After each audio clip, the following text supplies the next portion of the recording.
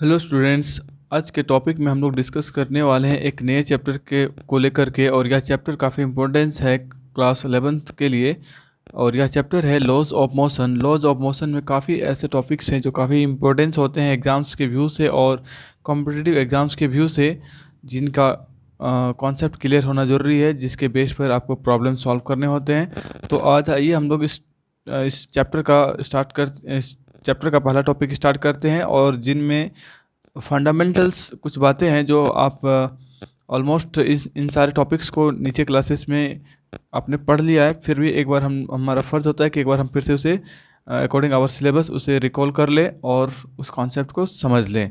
So first of all I will discuss on a topic force. Force क्या होता है, तो डेफिनेशन पर जाते हैं। फोर्स में be defined as an agency push और पुल। यहाँ पर आप देख पा रहे हैं ब्रैकेट में लिखा हुआ है पुश और अ पुल। इसका क्या मतलब है? तो छोटे बच्चे जब आप नीचे क्लासेस में जब आप पढ़ रहे होंगे इस टॉपिक को, तो सबसे आसान होता है, अक्सर देखा जाता है कि स्टूडेंट से अगर पूछा जाए व्हाट इज़ फोर्स, तो बहुत आसानी से वो कहते हैं फोर्स इज पुश और पुल। तो ये हमें समझ में आता है कि अगर हम किसी बॉडी को पुश करते हैं तो भी कहा जाता है कि यहाँ पर फोर्स लग रहा है, और पुल किया जाता है तब भी कहते हैं कि यहाँ पर फोर्स लग रहा है। चलिए, लेकिन इसके डिटेल्स डेफिनेशंस को हम लोग समझते हैं जो और इफेक्टिव होगा। So it is an agency which changes और tends to change the state of rest और ऑफ यूनिफॉर्म मोशन और the direction of motion of a body. यहाँ पर तीन बातों पर फोकस किया गया है। Number one is it tend to change the state of rest. क्या करता है? स्टेट ऑफ रेस्ट को यह चेंज कर सकता है, या चेंज करने की टेंडेंसी दिखाता है। सेकेंड है it tend to change the uniform motion. कोई बॉडी अगर मोशन में है तो उसको वह चेंज कर सकता है। डायरेक्शन ऑफ मोशन, तो हम लोग थोड़ा सा समझ लेते हैं कि कोई बॉडी स्टेट ऑफ रेस्ट पर है तो कैसे उसे वह चेंज कर सकता है। सपोज एक व्हीकल है जो अभी रुका हुआ है। सपोज एक ट्रॉली है जो अभी रेस्ट पर है, और उसे मूव कराया जाता है। मूव कराने के लिए क्या करते हैं, उस पर फोर्स लगाया जाता है। तो हम देख पाते हैं कि जो ट्रॉली रेस्ट पर था, उस पर जैसे ही फोर्स लगाया गया वह ट्रॉली मोशन में आ गया। तो हम कह सकते हैं कि इसके स्टेट ऑफ रेस्ट को चेंज किया गया। और यूनिफॉर्म मोशन की बात करें तो हम कह सकते हैं कि कोई बॉडी जब यूनिफॉर्म मोशन में होता है तब ब्रेक लगा करके, ब्रेक लगाने से कौन सा फोर्स यहाँ पर इफेक्टिव होता है, तो यह फोर्स होता है फ्रिक्शनल फोर्स। और वह फोर्स इसके यूनिफॉर्म मोशन को चेंज करता है और उसे उसके स्पीड को कम कर सकता है, या फिर उसे को रेस्ट में, स्टेट ऑफ रेस्ट में ला सकता है। साथ साथ डायरेक्शन ऑफ मोशन, तो हम लोग कह सकते हैं, देखिए इस पर हम लोग और भी बात करेंगे कि कोई यह जो फोर्स होता है किसी मूविंग बॉडी के डायरेक्शन को अक्सर वह चेंज कर लेता है। जैसा हम लोग देख सकते हैं कि किसी खेल का एग्जाम्पल ले सक करके हम लोग इसे अच्छे से समझ पाएंगे। तो आप क्रिकेट की को लेकर बात करिए। क्रिकेट में क्या होता है, क्रिकेट में आप अक्सर देखते हैं कि एक बॉलर अपने बॉल को बैट्समैन की तरफ फेंकता है एकदम स्ट्रेट। ऑलमोस्ट उनका इंटेंशन होता है कि विकेट पर जाकर लग जाए, और उसी डायरेक्शन में वह बॉल को थ्रो करता है। लेकिन बैट्समैन का टारगेट अपना अलग होता है। वह क्या करता है, वह बॉल को वहाँ जाने नहीं देता है, और बॉल के डायरेक्शन को वह हमेशा चेंज कर रहा होता है। वह देखता है कि किस एरिया में फील्डर नहीं है, और उसी डायरेक्शन में बैट को फेस करके बैट की हेल्थ से फोर्स लगाता है और बॉल के डायरेक्शन को चेंज करता है। इस तरह से हम क्रिकेट, हॉकी वगैरह में भी देख पाते हैं कि जो भी प्लेयर्स होते हैं वह मूविंग बॉल के डायरेक्शन को अक्सर चेंज कर देते हैं। तो हम लोगों ने देखा कि यहाँ पर रेस्ट, मोशन और डायरेक्शन को चेंज किया जा सकता है। चलिए हम लोग और थोड़ा बात करते हैं। Effect produced by a force, कौन कौन सा इफेक्ट है? तो number one effect that is force can change the speed of an object. Force can change speed of an object. ठीक है।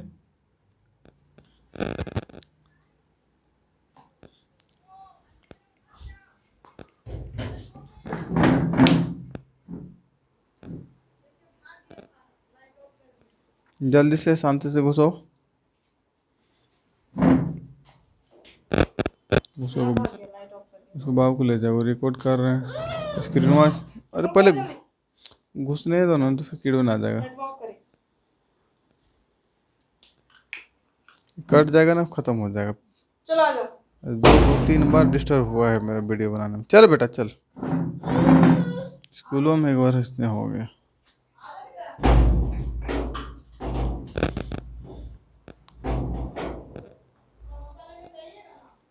हाँ हाँ जाएंगे, बस एक हमको रिकॉर्ड कर लेने दो, 10 मिनट में हो जाएगा। बाबू को ध्यान देना, उधरे रहे।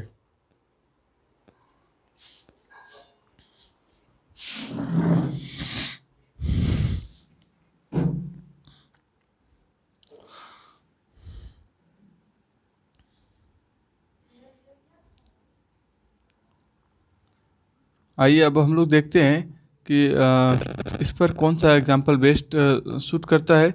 तो एक एग्जाम्पल जो यहाँ पर given, a horse by exerting a force on a cart pull it from rest and subsequently exerting a large force the horse makes the cart move with a larger speed। हमने यहाँ क्या देखा कि एक cart पहले क्या थी, rest में थी। रेस्ट के बाद क्या हुआ, उसने उस पर एक फोर्स लगाया और फोर्स लगाने से क्या हुआ, वह मोशन में आ गया। और उसके बाद उसने क्या किया, फिर एक लार्जर फोर्स लगाया, अपने फोर्स को बढ़ा दिया।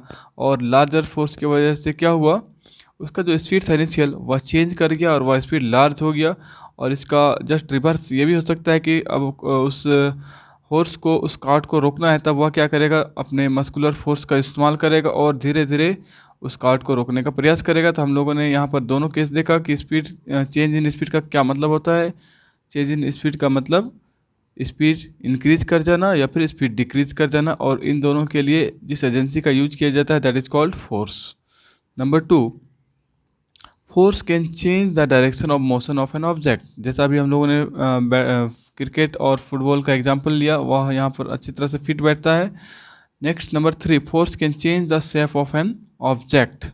यहाँ पर हम लोग समझ सकते हैं किसी दो तरह के शेप में चेंज हो सकता है। एक परमानेंट शेप में चेंज हो सकता है फोर्स की वजह से, या फिर टेम्प्ररी चेंज भी होता है। अगर हम टेम्प्ररी चेंज की बात करें तो आप किसी रबर को देखिए, रबर में क्या होता है, किसी रबर को जब आप उसे पुल करते हैं तो उनका स्ट्रक्चर में चेंज होता है। जैसे ही हम उसे छोड़ देते हैं तब वह अपने स्ट्रक्चर में आ जाता है। और इसी तरह से स्प्रिंग में भी हम लोग देखते हैं। लेकिन आप एक कैन लीजिए, एक बोतल लीजिए, जिसको आप क्रश कर दीजिए, क्या वो अपने शेप में फिर से रिटर्न बैक होता है? तो नहीं होता है। लेकिन ऑल ओवर हमारा यहाँ टॉपिक है कि क्या फोर्स शेप एंड साइज को चेंज करता है? तो yes, it can change shape and size of a body. चलिए नेक्स्ट हमारा जो टॉपिक देख पा रहे हैं वो ब्रीफली हम लोग इसको थोड़ा सा समझ लेते हैं। यहाँ पर एक टॉपिक है एरिस्टोटेलियन फैलासी। इसके अंदर हम बात करेंगे, यहाँ पर जो टर्म्स लिखे हैं आप इसे होल्ड करके स्टडी कर सकते हैं। लेकिन इनका जो कंक्लूजन है वह है, an external force is necessary to keep a body moving with uniform velocity. यहाँ पर दो वर्ड पर ध्यान रखिए। एक एक्सटर्नल फोर्स की आवश्यकता होती है किस चीज़ के लिए? अगर आप बॉडी को यूनिफॉर्म वेलोसिटी में रखना चाहते हैं तब। अब देखिए इसके कॉन्सेप्ट को फिर से चेंज किया गया और वह गैलीलियो ने इस चीज़ को ऑब्जेक्ट किया और उन्होंने बताया कि ऐसा ज़रूरी नहीं है। जो उन्होंने बताया चलिए ठीक है, क्योंकि हम लोग हमेशा देखते हैं कि किसी बॉडी को मूव कराना है। जैसे मान लीजिए एक ठेला वाला ठेले को पुश कर रहा होता है और वह जो ठेला है वो आगे की तरफ बढ़ता रहता है, कब तक? जब तक वह फोर्स लगाता है। तो उनके हिसाब से वह कॉन्सेप्ट था। लेकिन गैलीलियो ने इसको कुछ अलग ढंग से बताया। उन्होंने बताया कि कोई बॉडी को अगर यूनिफॉर्म वेलोसिटी में रखना है तो उस बॉडी पर नेट फोर्स 0 होना चाहिए। अब देखिए ये थोड़ा सा समझने में लगता है कि शायद पता नहीं ये क्या गैलीलियो ने जो बताया क्या ये सही है या नहीं है। तो ये पूरी तरह से सही है। देखिए क्या होता है कि जब कोई बॉडी मोशन में होता है तो क्या होता है, उस पर एक फोर्स लगता है जो उसे उसके मोशन को अपोज करता है, और वह फोर्स होता है फ्रिक्शनल फोर्स। अब क्या होता है कि जो बॉडी मोशन में है उस बॉडी में अपोजिशन फोर्स लग रहा है फ्रिक्शन का। हमारा जो रोल प्ले करता है कि हम उस फ्रिक्शन के अगेंस्ट में एक फोर्स कंटिन्यूसली लगाएं, जस्ट उसके बराबर का फोर्स लगाएं। क्योंकि जैसे ही बॉडी मोशन में आ गया अब वह ऑटोमेटिकली मोशन में कंटिन्यू मेंटेन रहेगा। जैसा कि हम लोगों ने गैलीलियो के एक्सपेरिमेंट, चलिए अभी उसके एक्सपेरिमेंट को भी देख लेते हैं। तो उस एक्सपेरिमेंट से यह क्लियर होता है कि बॉडी कंटिन्यूसली अगर मोशन में है तो वह यूनिफॉर्म मोशन में ही रहना चाहता है, लेकिन वहाँ पर अपोजिशन फोर्स नहीं होना चाहिए। तो इनका कहना सही रहा कि अगर फ्रिक्शनल फोर्स जो अपोज करता है मोशन को, अगर उसके अगेंस्ट में हम फोर्स कंटिन्यूसली उसके इक्वल लगाते रहें तो बॉडी अपने मोशन को मेंटेन करता है। चलिए अब यहाँ पर गैलीलियो ने कुछ एक्सपेरिमेंट किया था और उसके आधार पर हमारा कंक्लूजन होगा। हम गैलीलियो के एक्सपेरिमेंट के अकॉर्डिंग बढ़ते हैं ताकि हमारा कॉन्सेप्ट और बिल्ड हो। इन्होंने यहाँ पर कुछ एक्टिविटीज़ किया और इस पर अपने कुछ कंक्लूजन को सामने लाया है। इन्होंने जो एक्सपेरिमेंट किया इसे आप समझ पा रहे हैं। उन्होंने एक स्लाइडर बनाया और उसके ऊपर से एक बॉल को स्लाइड करके छोड़ दिया। उन्होंने पाया कि downward slope motion downwards increase speed. Simply यहाँ पर समझना है कि जैसे बॉल को छोड़ा गया इसका स्पीड इस पोजीशन के कंपेयर में इस बॉटम में कंटिन्यूसली बढ़ता गया। उसके जस्ट रिवर्स यहाँ पर जैसे ही इस बॉल को एक सडन जर्क लगाकर छोड़ दिया गया तो यह जैसी हाइट पर पहुँचता है इसका स्पीड को पाया गया कि यह धीरे धीरे डिक्रीज कर गया। लेकिन जैसे ही इस बॉल को एक हॉरिजॉन्टल सरफेस पर एक फोर्स लगा करके छोड़ दिया जाता है और यह सरफेस सपोज फ्रिक्शनलेस है तो ये देखा गया कि बॉडी कंटिन्यूसली कांस्टेंट स्पीड पर मूव कर रहा होता है। तो यहाँ पर ये बात समझ में आया गैलीलियो को कि कोई बॉडी को जब तक कोई अपोज ना करे वह बॉडी रुकता नहीं है। हाँ, अपोज अगर करता है तो उसके बराबर का फोर्स हम अगर उसके मोशन के डायरेक्शन में लगा दें तो नेट फोर्स जीरो हो जाएगा और वह कभी रुकेगा ही नहीं, वह कांस्टेंट स्पीड से चलता चलेगा। नेक्स्ट उन्होंने एक और एक्सपेरिमेंट किया, इसे भी हम लोग समझते हैं, नीचे क्लासेस में भी यह देखने को मिलता है। इन्होंने क्या किया तो इस तरह का स्लोप बनाया, फिर हॉरिजॉन्टल स्लोप रखा और फिर एक इस तरह का स्लोप बना दिया। उन्होंने क्या किया, एक बॉल को एक हाइट से जैसे रिलीज किया, उन्होंने देखा कि उस स्लोप के हेल्प से वह डाउन आता है, फिर हॉरिजॉन्टल सरफेस पर वह मूव करता है, या सरफेस फ्रिक्शनलेस है और यह बॉल उसी हाइट को अटेंड करता है जिस हाइट में वह पहले था। सेकेंड में देखा गया कि राइट साइड वाले स्लोप को थोड़ा सा और बेंड कर दिया गया और यहाँ पर भी देखा गया कि यह स्लोप को आप ऐसे रखिए, चाहे और थोड़ा बेंड करिए और भी थोड़ा बेंड करिए, क्या होता है यह बॉल अपना टेंडेंसी को मेंटेन करता है और यह चाहता है कि हम उसी हाइट में चले जाएं। और लास्ट में क्या देखा गया कि अगर इस हाइट से जैसे इसको रिलीज किया जाता है ये सरफेस पर आता है जो पूरी तरह से फ्रिक्शनलेस है, यहाँ पर कोई भी अपोजिशन फोर्स नहीं लगता है और यह बॉल कंटिन्यूसली स्ट्रेट मूव कर रहा होता है।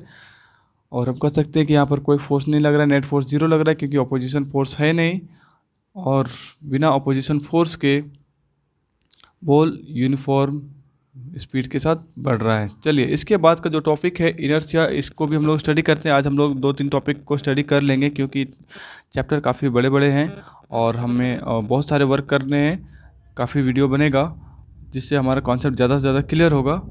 तो हम लोग इस टॉपिक को भी स्टडी करते हैं, बहुत आसान है आज का टॉपिक। इनर्शिया क्या होता है तो सभी को मालूम है, it is a inherent property, the inherent property of a material body by virtue of which it can change itself its a state of rest और uniform motion in a straight line.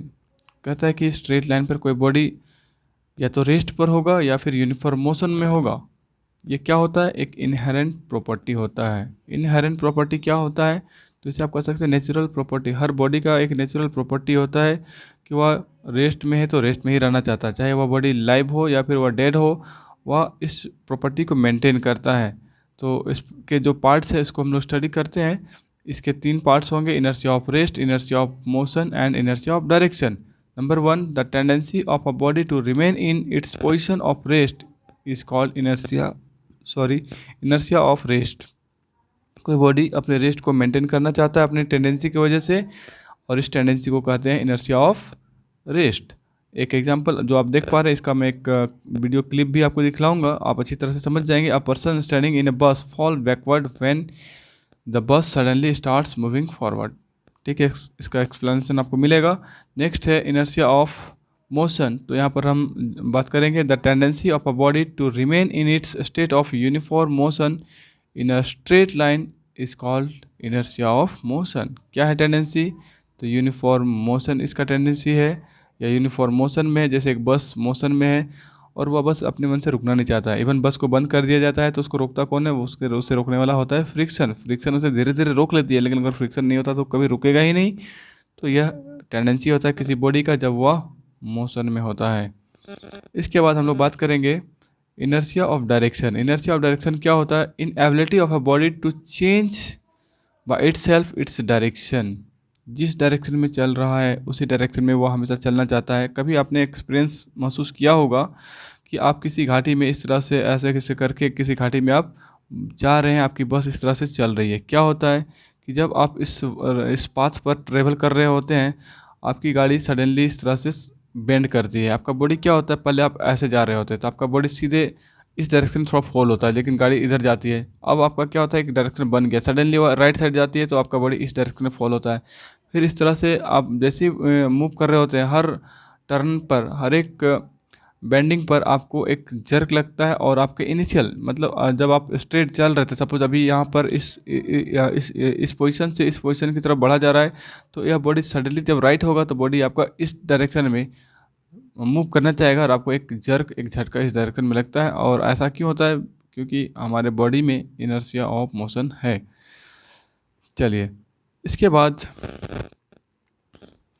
एक छोटा सा और topic इसका relevant है, that is mass as the measure of inertia. इसको आप simply समझिए, कहता है कि किसी बॉडी का इनर्शिया अगर मेजर करना है तो हमें उसके मास को जानना है। कहने का मतलब है कि अगर मान लिया जाए एक बस है जो ख़राब हो गई है, और एक छोटी सी कार ख़राब हो गई है, और एक बाइक भी ख़राब हो गई है, तो हमें कितने ह्यूमन पावर की आवश्यकता होगी? हम कितने लोगों को बुलाएंगे कि उस ट्रक को थोड़ा सा मूव करा करके उसको उसके गैरेज तक पहुंचा दिया जाए, या फिर उस कार को कितने लोगों को कितने आदमियों को यूज करके उस कार को गैरेज में पहुंचा जाए, और उस बाइक को। तो हम समझ सकते हैं, क्योंकि जो ट्रक होता है वो काफ़ी मासिव होता है, उसमें ज़्यादा से ज़्यादा ह्यूमन पावर की आवश्यकता होगी, और कार में उसके कंपेयर में थोड़ा कम होगा, क्योंकि कार का मास ट्रक से कम होता है, और बाइक को तो एक आदमी भी संभव वह उसे उसे पुश करके गैरेज तक पहुंचा सकता है। तो इस तरह से हम देखते हैं कि किसी भी बॉडी का मास उसके इनर्शिया को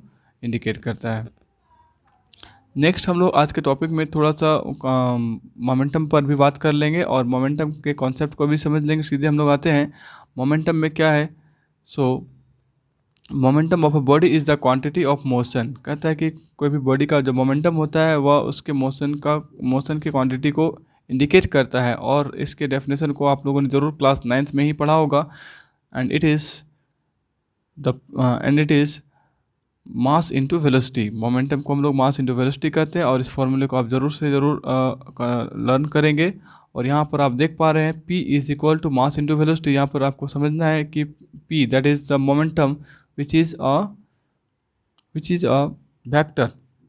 और यह वेक्टर इसलिए होता है because velocity is a vector, जो कि हम लोग ऑलरेडी जानते हैं। तो इसी बात को यहाँ पर बताया गया है। Sorry. Momentum is a vector quantity because the velocity v is a vector and mass is a scalar। यहाँ पर velocity वेक्टर है और मास स्केलर है, और यह जो मोमेंटम है वेक्टर के डायरेक्शन में ही होता है, इसलिए यह मोमेंटम एक वेक्टर क्वांटिटी होता है। आइए यहाँ पर हम लोग डायरेक्टली एक ग्राफ को स्टडी करेंगे। यहाँ पर आप देख पा रहे हैं कि P equal to M B, जिसे हम लोग मोमेंटम के फॉर्मूले के तौर पर देखते हैं।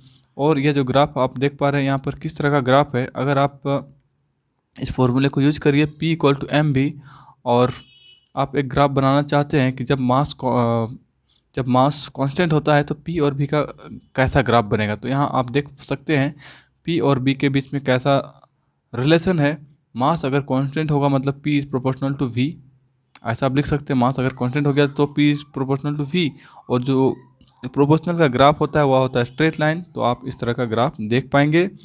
उसी तरह से अगर भी कांस्टेंट है और मास वेरिएबल है, तो जो इसका कॉरस्पॉन्डिंग ग्राफ मिलेगा वह फिर से स्ट्रेट होगा, क्योंकि P प्रोपोर्शनल टू M हो जाएगा। मास जैसे जैसे बढ़ेगा उसका वेलोसिटी भी बढ़ेगा। यहाँ आपको मैं एक बार थोड़ा सा इजीली समझाने का प्रयास करता हूँ। सपोज मास को अगर मैं कांस्टेंट कर दूं, ये फिक्स है। अगर अभी ये v है, सपोज v को आप कहिए 2 मीटर पर सेकेंड। 2 मीटर पर सेकेंड से अगर मैं इसे 4 मीटर पर सेकेंड कर दूं तो ये ट्वाइस बढ़ जाएगा। मोमेंटम भी अगर आपका डबल होगा। 4 से अगर मैं इसे 8 कर दूं तो उसके हिसाब से आपका मोमेंटम भी बढ़ जाएगा। और अगर आप v को फिक्स रखिए, मास के क्वांटिटी को अगर आप बढ़ाते हैं 2 kg से 4 kg, फिर 4 kg से 8 kg, इस तरह से अगर आप बढ़ाते हैं तो उसी के कॉरस्पॉन्डिंग प्रोपोर्शन में आपका मोमेंटम भी बढ़ता है। लास्ट एक ग्राफ आप देख पा रहे हैं जो कि कुछ इस ढंग से है। यहाँ पर किस चीज़ को कांस्टेंट रखा गया है तो P को, और जो ग्राफ मिल रहा है V और M के बीच में वह इस तरह से आपको एक स्लोप मिला है, कर्व लाइन है, और इसे हम लोग समझेंगे। आइए अब हम लोग इस ग्राफ को समझते हैं। यह ग्राफ में हम लोग क्या करेंगे, तो हम इस एक्सप्रेशन पर आते हैं जहाँ पर हमें P को कांस्टेंट रखना है, और जैसे ये P कांस्टेंट हो जाएगा तो हम देख पाएंगे this M is inversely proportional to V, या फिर हम लोग लिख सकते हैं V is inversely proportional to M। और इन्वर्स रिलेशन होगा तो हम देखेंगे कि जैसे आप इसको समझ सकते हैं कि सपोज यह जो P है 10 kg मीटर पर सेकेंड, जैसा कि इसका यूनिट होता है। और इसे हम लोग फिक्स करते हैं 10 kg मीटर पर सेकेंड। तो और अगर आप राइट साइड में जो इनका फैक्टर है मास और वेलोसिटी, इनमें से किसी एक को वेरी करते हैं तो दूसरा वाला भी वेरी करेगा, क्योंकि इस लेफ्ट हैंड साइड में जो 10 kg मीटर पर सेकेंड वह मेंटेन रहे और वह कांस्टेंट रहे। तो आप क्या करेंगे, मास को आप सपोज अभी यह 10 kg मीटर पर सेकेंड है, तो आपका मास मान लिया जाए कि यह 2 kg है और यह उसके हिसाब से 5 मीटर पर सेकेंड होगा। लेकिन अगर मैं इसे 5 kg कर दूं तो आपको मालूम है कि वेलोसिटी घट जाएगा और यह हो जाएगा 2 मीटर पर सेकेंड। तो हम देख पा रहे हैं कि इन दोनों में एक इन्वर्स रिलेशन हो रहा है जब इस पी को कांस्टेंट रखा जा रहा है। तो इस ढंग से हम लोग इस ग्राफ को समझते हैं कि भी और पी के बीच में एक ग्राफ बनता है जो एक कर्व लाइन की तरह से होता है जब पी को कांस्टेंट रखा जाता है। तो चलिए आज के वीडियो में इतना ही, और लास्ट में मैं आप लोगों को इनर्शिया से रिलेटेड एक क्लिप दिखाता हूँ जिसे आप देखिए। आइए अब हम लोग समझते हैं कि इनर्शिया के 3 पार्ट्स होते हैं, inertia of rest, inertia of direction and inertia of motion. आइए हम लोग इनर्शिया के 2 टॉपिक को, इनर्शिया ऑफ रेस्ट और इनर्शिया ऑफ मोशन को, एक एक्टिविटी से समझते हैं कि किस तरह से बॉडी का फॉलिंग फॉरवर्ड और बैकवर्ड डायरेक्शन में होता है। तो अभी आप देख पा रहे हैं यह आदमी बस पर स्टैंड है और बस अभी मोशन में है, और यह स्टैंड है किस तरह से इसे जर्क लगेगा इसके इनर्शिया की वजह से। स्टार्टिंग में अभी क्या है, सपोज अभी बस रुकी हुई है और यह आदमी बस के साथ इनर्शिया ऑफ रेस्ट में है, और अब क्या होगा कि बस सडनली इस डायरेक्शन में मूव करेगी फॉरवर्ड डायरेक्शन में, और इसका इफेक्ट क्या होगा इस बॉडी पर, तो इसको समझना है। देखिए हम देख पा रहे हैं कि बस इस डायरेक्शन में मूव कर रही है और वह आदमी का जो कमर के नीचे का हिस्सा है वह बस के कांटेक्ट में है, और इस कांटेक्ट में होने की वजह से वह थोड़ा सा रिपीट करेंगे, यस अगेन रिपीट। हम देख पा रहे हैं कि जैसे ही बस आगे बढ़ती है यह बॉडी का जो ऊपरी हिस्सा है वह पीछे की तरफ फॉल होता है, क्योंकि इसका बॉडी जो होता है ऊपर वाला हिस्सा यह इनर्शिया ऑफ रेस्ट को मेंटेन करना चाहता है, जबकि पैर के सामने वाला हिस्सा जो बस के कांटेक्ट में था वह मोशन में चला जाता है। और इस वाले टॉपिक में हम लोगों ने क्या देखा अभी इस बॉल के केसेस में, कि जब बॉल स्टार्टिंग में रेस्ट में है और जैसे ही इसके ऊपर के प्लेकेट को पुल कर लिया गया तो यह सडनली फॉल हो गया। नेक्स्ट हम देख पा रहे हैं कि किस तरह से आज यह आदमी लेफ़्ट राइट जैसे इन सारे आप सभी को देखिए किस तरह से इनका डायरेक्शन चेंज हो रहा है, और आप एक्टिविटी को समझ सकते हैं। देखिए इस वाले एक्टिविटी में आप बहुत अच्छे से समझ सकते हैं, जैसे ही ब्रेक लगी है बस पर यह आदमी फॉरवर्ड डायरेक्शन में मूव कर गया। तो यहाँ पर हम कहेंगे ये आपका इनर्शिया ऑफ मोशन है, और इस तरह से आसान होता है समझना। एक बार और फिर से समझिए कि बस मोशन में है और मोशन में है, तो जैसे ही ब्रेक लगेगा मोशन वाले ब्रेक व्हीकल में, उसका निचला पोर्शन बस के कांटेक्ट में था जो इनर्शिया को मेंटेन करने में कैपेबल रहा, लेकिन ऊपर वाला बॉडी थोड़ा फ्री था जो कि इनर्शिया ऑफ मोशन को बनाए रखने के लिए आगे की तरफ थोड़ा सा फॉल हो जाता है सडनली, या जानबूझकर नहीं, या खुद ब खुद ऐसा हो जाता है। चलिए आज के वीडियो में इतना ही। Thank you for watching.